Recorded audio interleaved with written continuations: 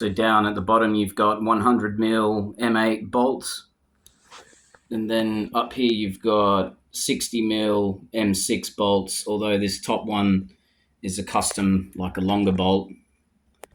And then I've attached like a lawnmower spring that actually it connects like at a 45-degree offset. So when I twisted it to line up 180 degrees to line up with this mounting hardware, it's created like an S bend and put it out around the extra upright that I've put there. And I've also attached this into here as well, and it's also like attached underneath by a bracket in there. Bolts into the floor, shifter, and screws in just there as well by like at this little tech screw here, and pulls it all in. So this is all rock solid, but this has been kind of for ages, but now it's even better. And yeah, the built like the tension that comes out the factory on these is pretty weak, but adding that extra spring makes it a lot more realistic, and now it's a lot smoother and silent as well. Like there's no way it's going to rub along here or anything. So I'm very happy with the way that's all turned out. That's actually that bracket that I'm using there is actually an old dead handbrake. Same with that bracket there. You can see I kind of butchered the button box bracket, getting the button box remounted with the extra upright, but I think it was worth it. On this side, I've put that joiner, whereas on this side it's on the back, but that was really just because I didn't want to pull the rig out to get to it. And then you've got these bars under here that connect up, as you saw, they sort of connect up around the back. So then you got these 200 kilogram rated elbow brackets, and they come down and help, strengthen the corners, because the corners are the main part. These screws pull the wheel deck onto this bar, and then these screws that mount up into the wheelbase pull the bar up into the wheel deck and kind of clamp the whole thing down together. So the wheelbase itself becomes a structural part of the rig. And then, I've just added some extra plates and stuff, like over the time, like different stuff so I can mount to this thing. If I could do it all again, I would just get a profile rig and I wouldn't have to drill so many holes. But, when you've created something that's basically DIY, this was a cheap Artis rig, but I've put way more time into the DIY aspects of it than I have into,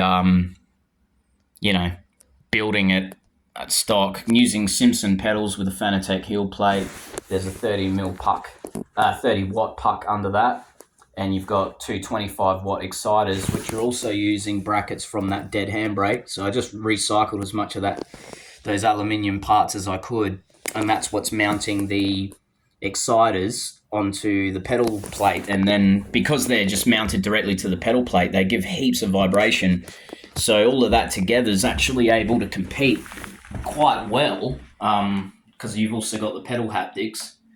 And they're on custom brackets because I bought these before the horizontal brackets were a thing. But yeah, all that up the front there is competing with these BST2s at the back here. And there's a homemade shaker that you can see that's mounted in there, but that's actually connected to this subwoofer in parallel, which that subwoofer is also connected to that subwoofer. So it's like a 5.2 surround system with some of the subwoofer audio's haptics going into the seat, just to add a bit more haptics that aren't coming in from just SimHub alone. And then there's you can probably actually see the bulge. There's actually a 30 watt. I keep saying 30 mil. A 30 watt puck in there that runs off the 2.1. So this is running off a 2.1 amp, and that amp you can kind of see just under there. So that puck and those two are running off a 2.1. And then that puck and these two exciters are running off that 2.1. And then the pedal haptics just obviously run off the Simpson control box. And the rest of your haptics come from the wheelbase itself, which is Alpha Evo Ultra, 28 Newton meter, absolute monster. And that's why I've put so much into making the rig like flex free and solid. But the thing with steel is it's just basically a spring, so you're trying to take all of the spring out of it, and to do that, I've pulled the entire rig down into the floor. So you can see brackets on either side. I haven't bothered painting that one. I painted this one ages ago, but that pulls the whole rig down, and then puts that horizontal under some tension, just to remove any extra ability for flex. And yeah, once it's all connected together, you end up with quite a solid improvement. And you can see the joiner at the back there, the elbow bracket going through all the way through, pulls it all in, and then you're down to your M8 bolts down the bottom there. To secure the seat, because the seats are quite weak as well, and the sliders only lock in on that side, the far side. So to lock in this side, there's a screw that goes in there, and the seat just basically comes back to a point that's perfect for me and locks in on that opposite side, which then pins it against this screw. So when I push the brakes, the seat doesn't slide. And then this like old wooden frame thing here holds the backrest in place so that the back can't move. And then I've put some stuff up underneath the pedal deck so that can't flex when I hit the brake. So when I brake, it's rock solid as well. So all that's, it's rock solid for the pedals, rock solid for the wheelbase. And then, yeah, while I'm here, you can sort of see I've done this custom. I used a J Burrows a monitor arm. This plate of metal and these two brackets here cost me like $60 alone. So the amount of metal that I've added, although like these parts here and these here, that was more like a $20, addition. But yeah, all these bits that you add cost money. That there's actually from an old dead pedestal fan. I chopped off the leg and repurposed that. It's actually a piece of wood that just holds that side up, and that's just, for some bearing. Wood works really good for bearing weight, so that works fine there. Just painted it black. Got an old Holden car mat on the floor in there, just to sort of blacken the inside of the floor.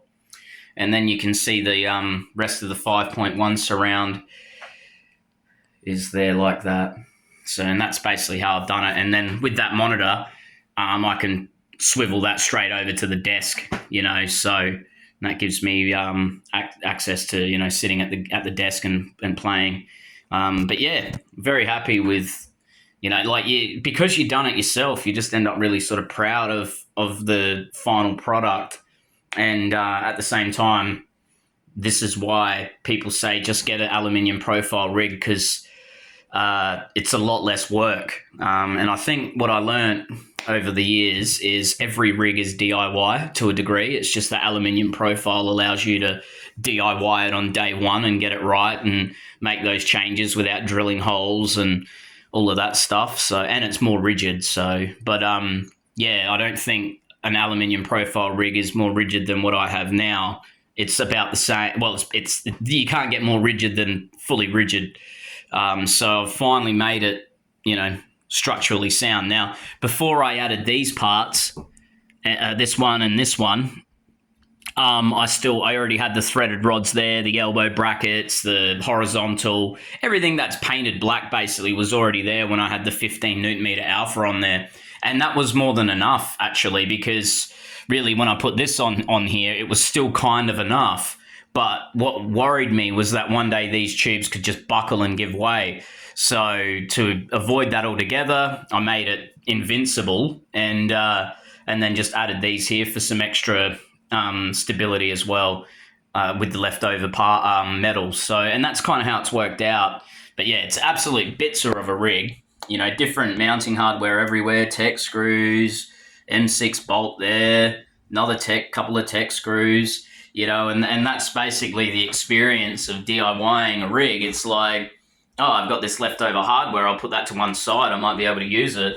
But, even down to mounting the mounts for these bass shakers, it's like, grab the tech screws, it's just the easiest way.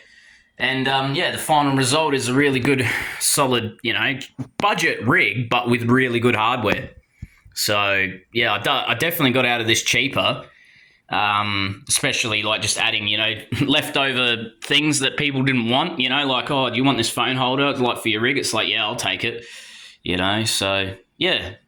anyway, that's my rig really as of